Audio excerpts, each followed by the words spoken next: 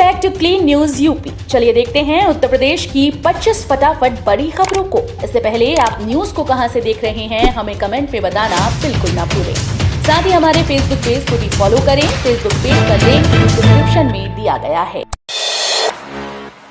सिर्फ 5 विषयों में प्रवेश परीक्षा से मिलेगा दाखिला। छत्रपति शाहूजी महाराज विश्वविद्यालय व इससे संबद्ध महाविद्यालयों में संचालित सिर्फ 5 विषयों में प्रवेश परीक्षा से दाखिला होगा। अन्य सभी विषयों में प्रवेश मेरिट के आधार पर लिया जाएगा। विश्वविद्यालय ने नए सत्र में सभी पाठ्यक्रम में दाखिले की प्रक्रिया शुरू कर दी है।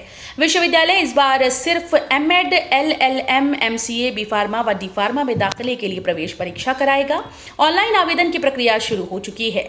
सीएसजेएमयू व इससे संबद्ध महाविद्यालयों में करीब 140 से अधिक कोर्स संचालित हो रही हैं। लखनऊ के लिए अच्छी खबर। 45 प्रोजेक्ट में 4,460.22 करोड़ का होगा निवेश, मिलेंगे रोजगार। ग्राउंड ब्रेकिंग सेरेमनी के अंतर्गत राजधानी में करीब 4,460.22 करोड़ रुपए का निवेश उद्योगपति करेंगे। इससे जहां शहर और गांव की तस्वीर बदलेगी, वहीं रोजगार के अवसर मिलेंगे। इंदिरा गांधी प्रतिष्ठान में आयोजित सेरेमनी में शिरकत करने आए उद्योगपति उत्साह से लबरेज दिखे। खासकर शहर के व्यापारी जगत के लोग, व्यापारी वर्ग को भरोसा है कि अगर राजधानी लखनऊ में सिर्फ 4,460.22 करोड़ रुपए निवेश अलग अलग क्षेत्रों में होता है तो हर वर्ग के लिए रोजगार के दरवाजे खुलेंगे। प्रयागराज जंक्शन पर स्काई वॉक बनने से रेल यात्रियों को मिलेगी राहत। प्रयागराज जंक्शन पर यात्रियों को एक प्लेटफॉर्म से दूसरे पर जाने के लिए नई दिल्ली स्टेशन की तर्ज पर बन रहे स्काई वॉक बन रहा है। हालांकि ये कार्य बहुत धीमा चल रहा है। इससे यात्रियों को एक छोर से दूसरे छोर तक जाने में हो रही परेशानी से निजात नहीं मिल सकी। कहा जा रहा है कि काम की गति ऐसी ही रही तो इसका बजट भी कई करोड़ बढ़ जाएगा। स्काई वॉक के बनने से यात्री जंक्शन पर ऊपर मनचाहे प्लेटफॉर्म पर जा सकेंगे। इससे सभी फुटओवर ब्रिज आपस में जुड़ जाएंगे और एक एफओबी से दूसरे एफओबी पर जाया जा सकेगा। स्काई वॉक की लंबाई 557 मीटर, चौड़ाई 6 मीटर और 25 करोड़ की लागत से 3 चरणों में इसका निर्माण होना है। रेलवे की नई सुविधा, डाकघरों से कराएं ट्रेन रिजर्वेशन। रेलवे की नई सुविधा है, अब रेल टिकट के लिए परेशान नहीं होना होगा। यूपी सहित देश के 45,000 डाकघरों में टिकट बुकिंग की व्यवस्था की गई है। यानी कि अब डाकघरों में रेलवे टिकट के साथ ही आरक्षण की सुविधा भी मिलेगी। रेलवे की इस नई सुविधा से ग्रामीण क्षेत्रों में रहने वाले लोगों को सबसे अधिक फायदा होगा। स्टेशन से दूर दराज में रहने वाले लोगों की सुविधा को ध्यान में रखते हुए डाकघरों में रेल आरक्षण कराने की सुविधा उपलब्ध कराई जा रही है ताकि रेल रिजर्वेशन के लिए लोगों को भटकना ना पड़े। मकान बनवाने वालों को लेकर बड़ी राहत। मिट्टी, मोरंग और बालू की खरीद में होगी आसानी। इस बार बरसात के दौरान भवन निर्माण करने वाले लोगों को गिट्टी, मोरंग, बालू जैसे उपखनिजों की उपलब्धता में दिक्कत ना हो, इसके लिए भंडारण केंद्रों को विक्रय केंद्र बनाने का फैसला लिया है। भंडारण केंद्रों से उपखनिजों की बिक्री के रेट पर भूतत्व एवं खनिकर्म विभाग की नजरें रहेंगी। उपखनिजों की खरीद बिक्री के लिए बने ई कॉमर्स प्लेटफॉर्म के माध्यम से भी लोग घर बैठे भवन निर्माण से जुड़े इन उपखनिजों को खरीद सकते हैं। ये बता दें कि खनन विभाग ने जुलाई 2020 में यूपी मिनरल मार्ट.com शुरू किया था। इस समय इस पोर्टल पर 568 आपूर्तिकर्ता और 31,208 ट्रांसपोर्टर पंजीकृत हैं। वाराणसी में गंगा ग्राम में उगाए जाएंगे बांस, पर्यावरण को करेंगे सुरक्षित। वन विभाग जिले के समस्त 40 गंगा ग्राम के किसानों की आय बढ़ाने समेत पर्यावरण सुरक्षित रखने और बाढ़ की विभीषिका से बचाने आदि पर काम कर रहा है। ये सब बंबू मिशन योजना के तहत किया जाना है। इसके अंतर्गत किसानों को अनुदान भी दिया जाएगा।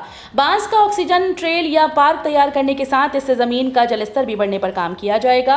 विशेष प्रजाति के बांस पूर्वोत्तर समेत पश्चिम बंगाल व उड़ीसा आदि राज्यों में मिलते हैं। यहाँ वन विभाग की सराय मोहान स्थित नर्सरी में 20,000 बांस के पौधे तैयार किए जाते हैं। यूपी में चुनाव 2024 में फतेह के लिए क्या होगी रणनीति, नींव रख गए पीएम मोदी। प्रधानमंत्री नरेंद्र मोदी का कार्यक्रम वैसे तो यूपी में निवेश रोजगार की नींव रखने का था, लेकिन इसी बहाने अपने उद्बोधन में पीएम मिशन 2024 में फतेह के लिए सियासी रणनीति किस दशा में आगे बढ़ेगी उसकी भी नींव रख गए। प्रधानमंत्री श्री नरेंद्र मोदी का उद्यमियों को संबोधन शुक्रवार को सियासी तंज और तीरों से इतर था, लेकिन उन्होंने योगी सरकार की तारीफ कर विपक्ष को संदेश दे दिया कि उसे अभी योगी के कार्यकौशल और कल्पना क्षमता से ही जूझना होगा।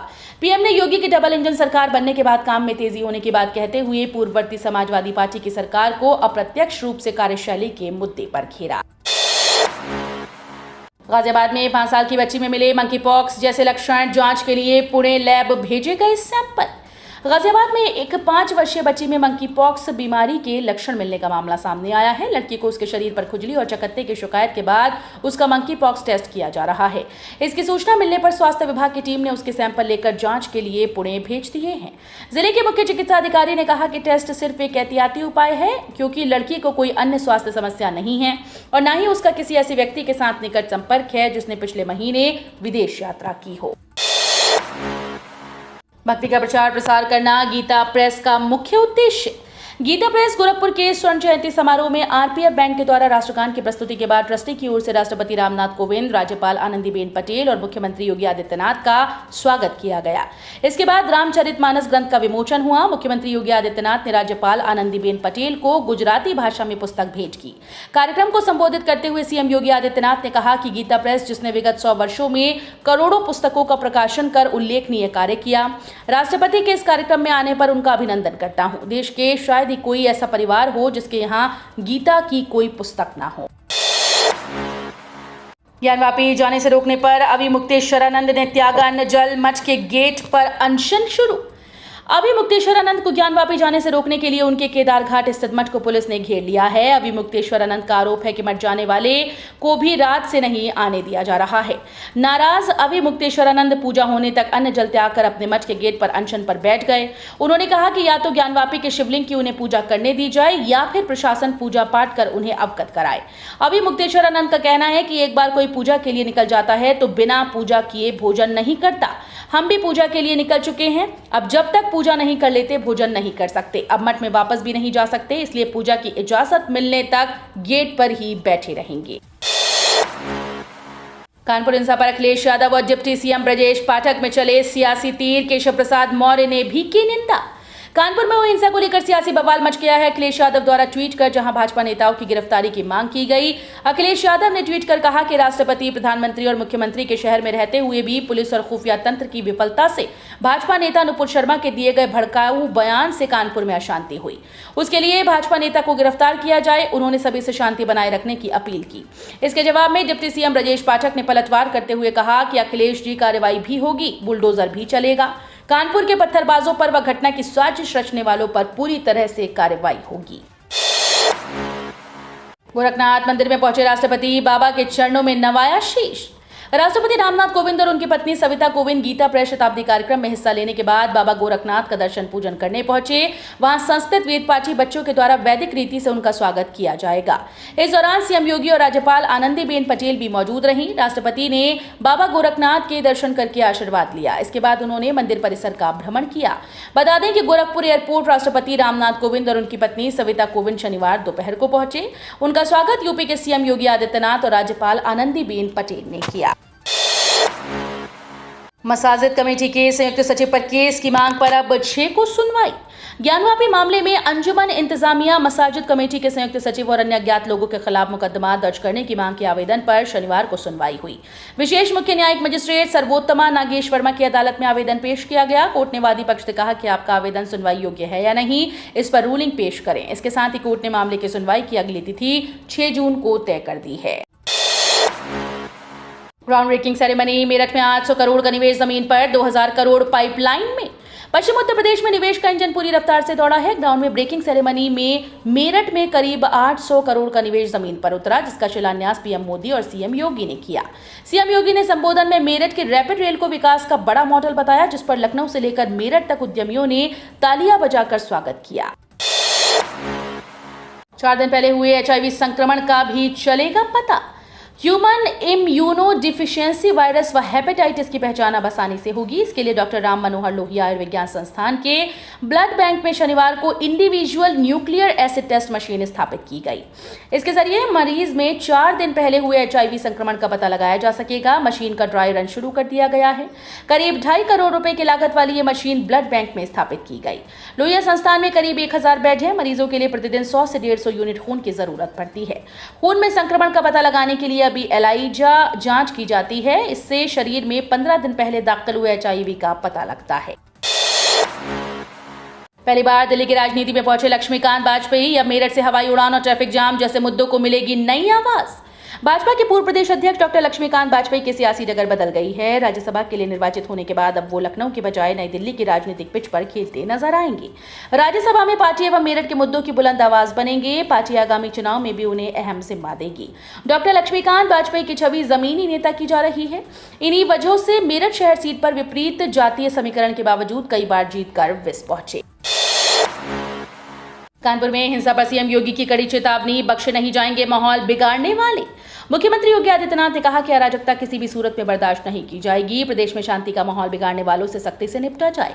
कानपुर में शुक्रवार जुमे की नमाज के बाद दो समुदायों के बीच हुए तनाव को लेकर सीएम योगी ने वहां के पुलिस कमिश्नर को दोषियों के खिलाफ एफआईआर दर्ज करने और बिना किसी रियायत कठोर कार्रवाई करने का आदेश दिया। उन्होंने कहा कि शांति में खलल पैदा होने पर हर स्तर पर जिम्मेदारी तय की जाएगी।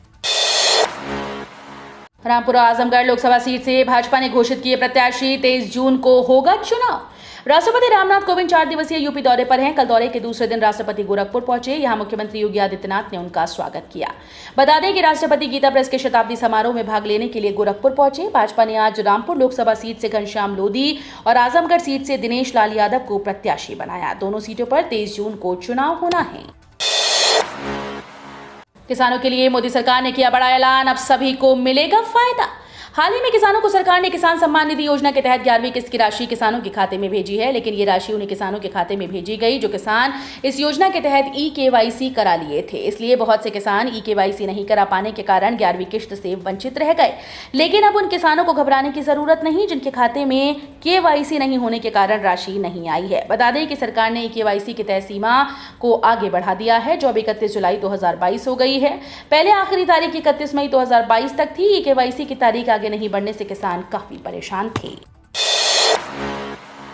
लखनऊ के केजीएमयू में 234 डॉक्टर नर्सिंग स्टाफ की भर्ती जल्द, प्रस्ताव को मंजूरी। केजीएमयू में नौकरी की आस में बैठे डॉक्टर व प्रशिक्षित नर्सों के लिए खुशखबरी है। जल्द ही केजीएमयू में 234 डॉक्टर नर्सिंग स्टाफ की भर्ती होगी। इसका विज्ञापन जल्द निकाला जाएगा। कार्य परिषद ने भर्ती की प्रक्रिया को आगे बढ़ाने के प्रस्ताव को मंजूरी दे दी। कुलपति की अध्यक्षता में कार्य परिषद की बैठक हुई। इसमें 3 बिंदुओं पर चर्चा हुई। केजीएमयू में 4500 बेड हैं। रोजाना ओपीडी में 4 से 5000 मरीज आ रहे हैं। 450 डॉक्टर पर मरीजों को देखने की जिम्मेदारी है। मरीजों की संख्या के मुकाबले डॉक्टर व नर्सिंग स्टाफ की कमी है। EPFO member non refundable EPF advance के लिए भी कर सकते हैं अप्लाई। कर्मचारी भविष्य निधि संगठन अपने ग्राहकों को कुछ शर्तों के तहत अपने कर्मचारी भविष्य निधि खाते से नॉन रिफंडेबल एडवांस निकालने की अनुमति दे रहा है। ईपीएफ नियमों के अनुसार एक ईपीएफओ सदस्य बकाया ईपीएफ शेष राशि का 75% या 3 महीने का मूल वेतन प्लस महंगाई भत्ता जो भी कम हो निकाल सकता है। यहाँ ईपीएफ बकाया राशि का अर्थ है कर्मचारियों का हिस्सा, नियोक्ता का हिस्सा और ईपीएफ का ब्याज। ईपीएफओ वेबसाइट पर उपलब्ध अक्सर पूछे जाने वाले प्रश्नों में भविष्य निधि नियामक का कहना है कि नॉन रिफंडेबल ईपीएफ एडवांस लिया जा सकता है, बशर्ते ऑनलाइन दावा फॉर्म सही तरीके से भरे गए हों और दावेदार पात्रता की शर्त को पूरा करता हो। उप मुख्यमंत्री ब्रजेश पाठक का कांग्रेस सांसद राहुल गांधी को करारा जवाब। उत्तर प्रदेश के उप मुख्यमंत्री ब्रजेश पाठक आजकल विपक्षी दल के बड़े नेताओं को माकूल जवाब दे रहे हैं। समाजवादी पार्टी के अध्यक्ष अखिलेश यादव को शुक्रवार को कानपुर में उपद्रव के मामले में माकूल जवाब देने वाले ब्रजेश पाठक के निशाने पर आज कांग्रेस के पूर्व राष्ट्रीय अध्यक्ष केरल के वायनाड से सांसद राहुल गांधी थे।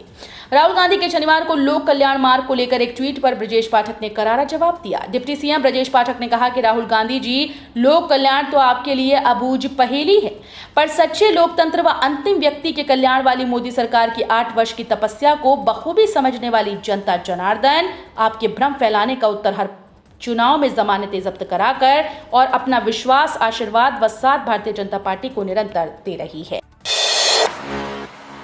वापस लौटा कोरोना का कहर। राजधानी में अब रोज होंगी 7000 जांचें। यूपी में कोरोना से मुकाबले के लिए स्वास्थ्य विभाग ने तैयारियां तेज कर दी हैं। मरीजों की संख्या बढ़ने के साथ ही जांच का अभियान भी तेज कर दिया। स्वास्थ्य विभाग ने रोजाना 6 से 7000 जांच करने का फैसला किया। 24 घंटे में 30 लोग कोरोना वायरस की चपेट में आए। लखनऊ के सीएमओ डॉक्टर मनोज अग्रवाल ने बताया कि अभी कोरोना संक्रमितों की पहचान के लिए 4 से 5000 लोगों की जाँच कराई जा रही है।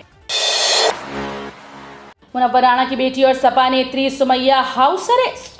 मशहूर शायर मुनव्वर राणा की बेटी और सपा नेत्री सुमैया राणा को लखनऊ पुलिस ने हाउस अरेस्ट कर लिया है। जानकारी के मुताबिक सुमैया बीजेपी नेता नुपुर शर्मा के विवादित बयान के खिलाफ प्रदर्शन करने की तैयारी में थी।